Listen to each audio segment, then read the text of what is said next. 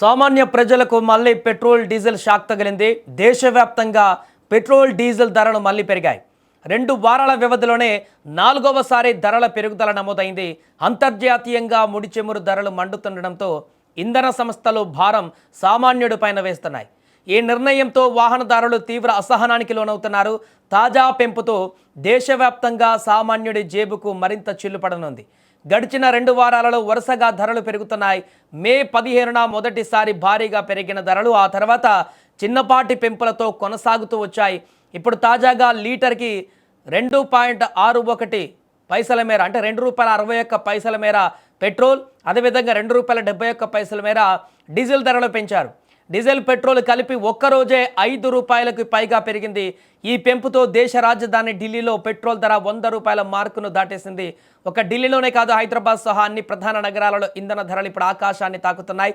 రవాణా ఖర్చులు పెరగడంతో నిత్యవసర వస్తువుల ధరలు కూడా భవిష్యత్తులో పెరిగేటువంటి అవకాశం కనిపిస్తోంది. ఇక ఈ వరుస ధరల పెరుగుదలకు ప్రధాన కారణం అంతర్జాతీయ రాజకీయ పరిస్థితులు.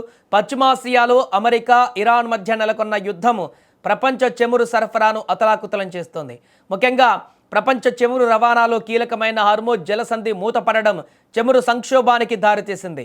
భారత్ తన ముడి చమురు అవసరాలలో 85% దిగుమతులపైనే ఆధారపడుతుంది.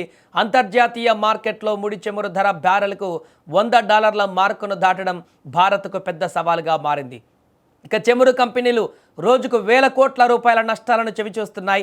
ఈ నష్టాలను తగ్గించుకునే క్రమంలో ప్రభుత్వ రంగ ఇంధన సంస్థలు ధరలను సవరిస్తున్నాయి. 4 ఏళ్ల పాటు స్థిరంగా ఉన్న ఇంధన ధరలు ఇప్పుడు ఒక్కసారిగా పెరగడంతో సామాన్యుడి బడ్జెట్ తలకిందులవుతోంది. ఒకవైపు ఆదాయం పెరగక మరోవైపు ఇంధన ధరల మోత సామాన్య మధ్యతరగతి కుటుంబాలను ఉక్కిరిబిక్కిరి చేస్తోంది. రవాణా రంగంపై దీని ప్రభావం స్పష్టంగా కనిపిస్తోంది. ట్రక్కులు, బస్సులు, ఆటోల యజమానులు అదనపు ఖర్చులను ప్రయాణికులపైనే వేస్తున్నారు. దీనివల్ల నిత్యం కూరగాయలు, ఇతర సరుకుల రవాణా ఖర్చు పెరిగి ధరలు సామాన్యుడికి భారంగా మారుతున్నాయి. ఇక ప్రభుత్వ వర్గాలు మాత్రం ఈ పరిస్థితులను ఎదుర్కోవడానికి తగిన నిల్వలు ఉన్నాయని చెబుతున్నాయి. ప్రజలు భయాందోళనలకు గురికావద్దని కోరుతున్నాయి.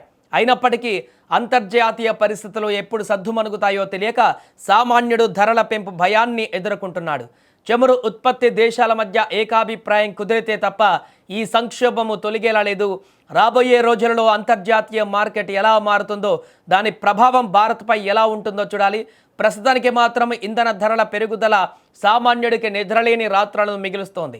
ప్రజలు ఇంధన వినియోగంలో పొదుపు పాటించడం తప్ప మరో మార్గం కనిపించడం లేదు.